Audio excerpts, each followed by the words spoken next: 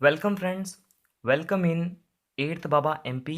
दोस्तों, इस चैनल के माध्यम से क्लास एट्थ की जो मैथ है और साइंस है उसके ओनली मोस्ट इम्पोर्टेंट क्वेश्चन के वन शॉट अपलोड किए जाते हैं।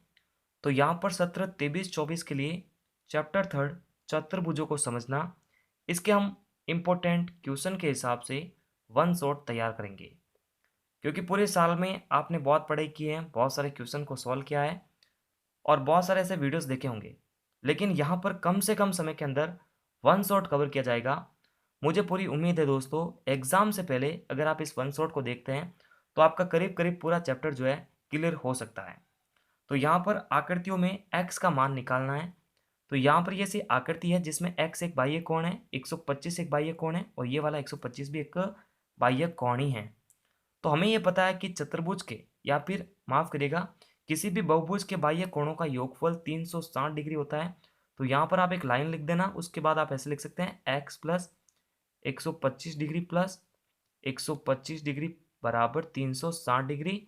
उसके बाद इन दोनों का योग करेंगे तो 250 डिग्री हो जाएगा और फिर वो 250 डिग्री 110 माफ करिएगा 360 में से जाके घटेगा तो इस एक्स का मान आएगा 110 डिग्री।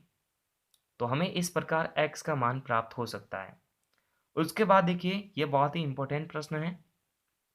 एक समबाहुभुज के प्रत्येक बाह्य कोण की माप ज्ञात कीजिए, जिसकी भुजाएं 9 भुजाएं हैं और 15 भुजाएं हैं।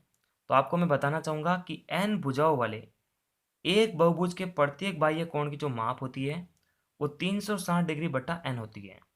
यानी हम भुजाओं का भाग 360 डिग्री में देते हैं तो हमें प्रत्येक बाह्य कोण की माप प्राप्त हो सकती है। तो यहाँ पर n बराबर 9 है। 360 डिग्री में देखिए n की जगह हमने क्या रखा है, यहाँ पर 9 भुजा रखा है और n की जगह यहाँ पर 15 भुजा रखा है। n मतलब भुजाओ है ना, n मतलब भुजा होती है। तो भाग देने पर 40 प्राप्त हो रहा है, भाग देने पर 24 प्राप्त हो रहा है। उसके बाद नेक्स्ट क्वेश्चन की तरफ बढ़ते हैं। ये जो क्वेश्चन है वो इस क्वेश्चन का उल्टा है। पहले वहाँ पर भुजाओं की संख्या दी थी, अब यहाँ पर एक कोण की माप दे रहा है और अपने को भुजाओं की संख्या पूछ रहा है।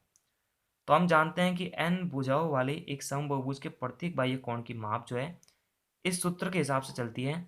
तो उस वाले क्वेश्चन में n का मान दिया था और इस वाले क्वेश्चन में इस बाह्य कोण का माप दे रखा है। तो हम क्या करेंगे, वज्र गुणा करके इस n को इधर शिफ्ट कर देंगे और इस बाह्य कोण को इधर शिफ्ट कर देंगे। तो एक बाह्य कोण की माप 24 डिग्री दे रखी है और अपने को कितनी भुजाएं यानी भुजाओं की संख्या पूछ रहा है, यानी हमें यहाँ पर n निकालना है। तो इस n को यहाँ पर लाएंगे, इस कोण को नीचे लाएंगे तो यहाँ पर देख सकते हैं सूत्र जम चुका है और भाग देने पर आ चुका 15। ठीक है, नेक्स्ट क्वेश्चन करते हैं, बहुत ही इंपॉर्टेंट है ये प्रश्न। किसी समांतर चतुर्भुज के दो आसन कोणों का अनुपात 3:2 है। तो समांतर चतुर्भुज के सभी कोण ज्ञात करो। तो एक समांतर चतुर्भुज हम बना चुके हैं। अब आपको एक चीज मैं बताना चाहूंगा कि जब भी अनुपात का कोई क्वेश्चन हो तो उसके पीछे x मानने का नियम रहता है। तो यहाँ पर क्या दे रखा है, दो आसन कोणों का अनुपात दे रखा है। तो अब देखो मैंने यहाँ पर लिखा दो आसन कोणों का अनुपात 3:2 है। तो अतः दो आसन कोण जो है 3x और 2x है, इसके पीछे x मानना पड़ता है। अनुपात वाले सवाल में x पीछे मानते हैं, ये सीधा साधा नियम है।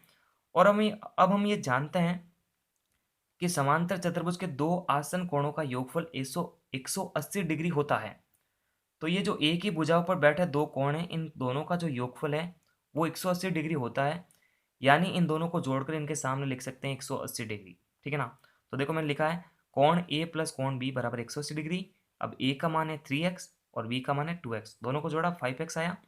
ये 5 गुणा में है, नीचे के भाग में बन गया। तो x का मान आया 36 डिग्री। अब इसी x को अपन 3 की जगह 3 इंटू एक्स यानी x की जगह रखेंगे तो 3 इंटू 36 डिग्री बनेगा। ये मान आ जाएगा 108 डिग्री और 2x के हिसाब से मान आएगा 72 डिग्री। अब समांतर चतुर्भुज में जो सम्मुख कोण होते हैं वो बराबर होते हैं। तो ए का सम्मुख कोण सी है, तो जितना मान ए का होगा उतना मान सी का होगा।